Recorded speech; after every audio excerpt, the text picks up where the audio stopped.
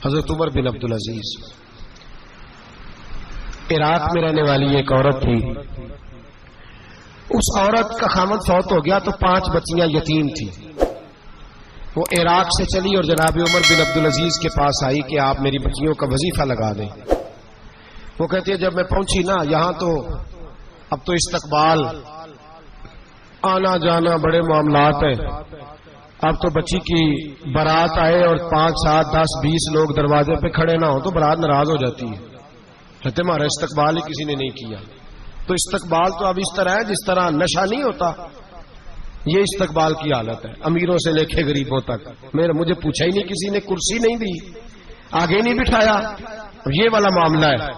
اور میں میری طرح کے لوگ نیک لوگوں کی بات نہیں کرتا. اب تو ہم دیکھتے فلاں مولانا کا استقبال ہو رہا ہے, فلاں کے لیے لوگ کھڑے ہو رہے ہیں, نعرے لگ رہے ہیں. اور اب تو میں دیکھتا ہوں ایسے ایسے ہاتھ لہراتے ہیں صوفی اور درویش کہلانے والے, جیسے سیاسی لیڈر لہرایا کرتے ہیں. یہ کیا طریقہ ہوا؟ یہ کون سا طرز زندگی؟ میرے نبی پاک صلی اللہ علیہ وسلم نے فرمایا جو خواہش کرے کہ میں آؤں اور لوگ کھڑے ہوں وہ تو جہنمی ہے, تو دوزخی ہے. سارے وہی طریقے ہم اختیار کرتے جا رہے ہیں, وہی پروٹوکول ہے ہر جگہ. وہ لوگ جن کے دروازے کھلے ہونے چاہیے تھے وہاں بھی ہر وقت کے لیے معاملات طے ہو گئے. یاد رکھیں میرے نبی پاک علیہ الصلوۃ والسلام نے جو تعلیمات دی, حضرت عمر بن عبدالعزیز رحمت اللہ تعالی علیہ.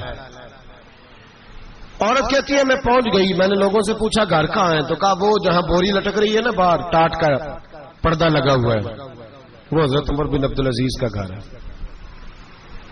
کہتی ہے میں دروازے پہ دستک دی, ایک عورت نے دروازہ کھولا تو مجھے بی بی جان کے اندر بلایا. تو ان کے گھر کے اندر جب میں داخل ہوئی تو بڑا سارا سین تھا, ایک جانب کنواں لگا تھا, ایک طرف ایک بڑا درخت تھا, اور ایک چھوٹا سا بنائی ہوئی تھی جگہ برتن دھونے کے لیے. اور بی بی نا برتنوں کو مٹی لگا کے صابن لگا کے بیٹھی ہوئی تھی, کام کر رہی تھی وہ عورت. مجھے اس نے درخت کے نیچے بٹھایا, پانی پلایا. کیسے آئی ہو؟ میں نے کہا امیر المومنین سے ملنا ہے. کہنے لگی بیٹھو تھوڑی دیر میں آ جاتے. کہتی تھوڑی, میں نے سمجھا گھر کی کوئی ملازمہ ہے, میں بیٹھ گئی. تھوڑی دیر گزری پھر دستک ہوئی, اس بی بی نے اٹھ کے دروازہ کھولا. تو جب وہ شخص اندر آئے تو کہنے لگی بڑی دیر سے برتنوں کو صابن لگا کے بیٹھی ہوں, کہاں رہ گئے تھے؟ کہتی ہیں وہ صاحب کہنے لگے بس ذرا مصروف ہو گیا تھا. دوڑے گئے, کنویں سے پانی نکالا, بی بی کو دیا, اس نے برتن دھوئے. کہتی ہے پھر تھوڑا سا سرکہ اور ایک رات کی روٹی وہ لائی, اس شخص نے کھائی. میں نے کہا کہ یہ دونوں گھر کے ملازم ہیں, میاں بیوی کام کرتے ہیں. جب وہ کھانا کھا چکے تو وہ عورت میرے پاس آئی, کہنے لگی اٹھ کے مل لو امیر المومنین سے. میں نے کہا کون امیر المومنین؟ تو کہنے لگی کب سے تو آئے ہیں, یہ جس نے کنویں سے پانی نکالا یہی مسلمانوں کا امیر ہے, اور یہ جس نے درخت کے نیچے بیٹھ کے سرکے سے روٹی کھائی ہے یہی ہے. یہ فرشتوں کی داستان نہیں, یہ وہ لوگ ہیں. میں رات کو بھی کہہ رہا تھا ایک جگہ پہ کہ یہ لوگ جو ہے نا جن کا آپ روز شکوہ کرتے ہیں حکومتیں بڑی خراب ہیں, یہ کوئی نہیں خراب, بالکل خراب نہیں. جتنے سیاسی لیڈر ہیں سارے صحیح ہیں. خراب وہ لوگ ہیں جو انہیں ووٹ دے کے لیڈر بناتے ہیں, بالکل خراب نہیں. میں تو ان کے حق میں ہوتا جا رہا ہوں. ناراض ہو گئے نا آپ لوگ, اللہ کرے تسی ہو جاؤ تو اگلے الیکشن سے سیانے بھی ہو جاؤ, آمین تو کہہ دیں. میں نے کوئی مشورہ نہیں دینا, اس لیے کہ میری نظر میں کوئی ایسا شخص نہیں جس کے لیے میں آپ سے کہہ سکوں کہ ووٹ دیں. اور ہم تو ایسی بات کریں تو کئی لوگ ناراض ہو کے چلے جاتے ہیں, لیکن کوئی پرواہ نہیں.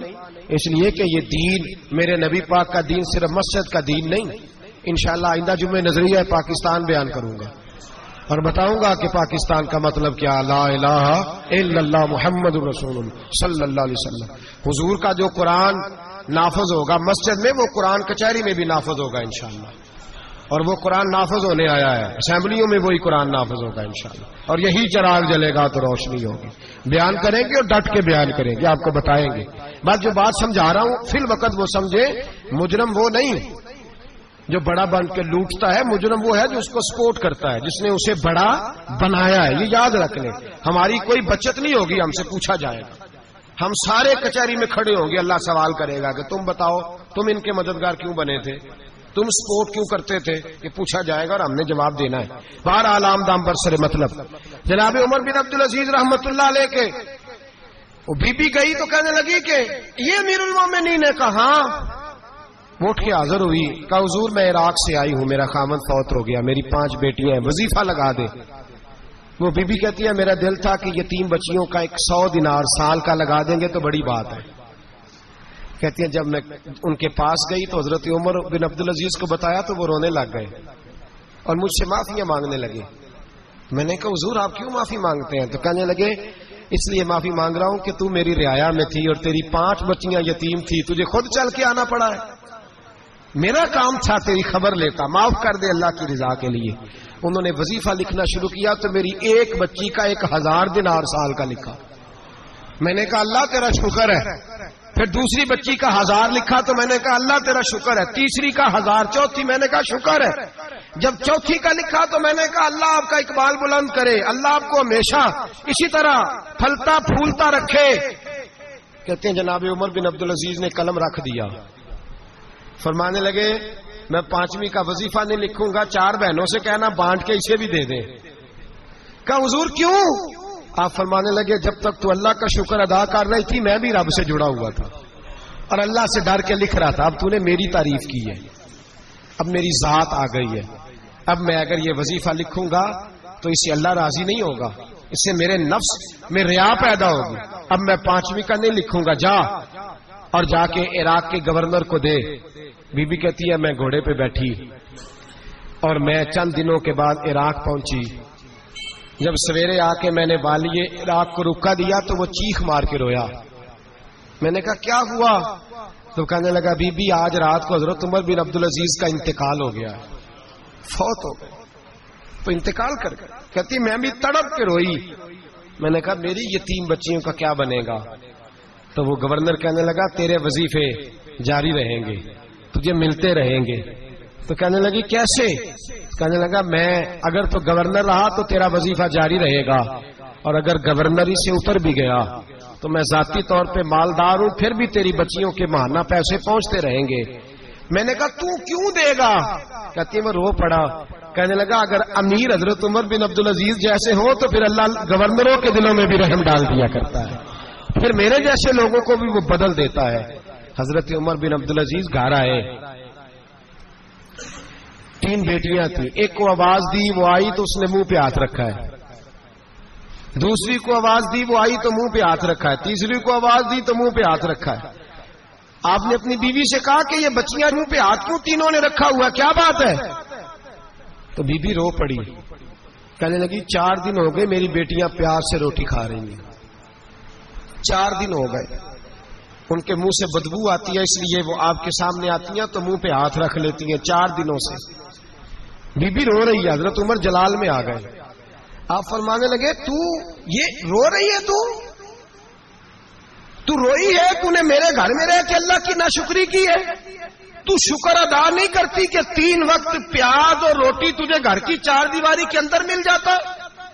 رو رہی ہے، اور میں میرے ساتھ باہر نکل، تجھے وہ لوگ دکھاؤں جو جھونپڑیوں میں رہتے ہیں اور مانگ کے کھاتے ہیں، تجھے دکھاؤں اتنی ناشکری کہ گھر کے اندر پیاز پہنچ رہا ہے، روٹی پہنچ رہی ہے، اور تو کہتی ہے میری بیٹیاں پیاز سے کھاتی ہیں، شکر کر فاقے نہیں کاٹنے پڑے۔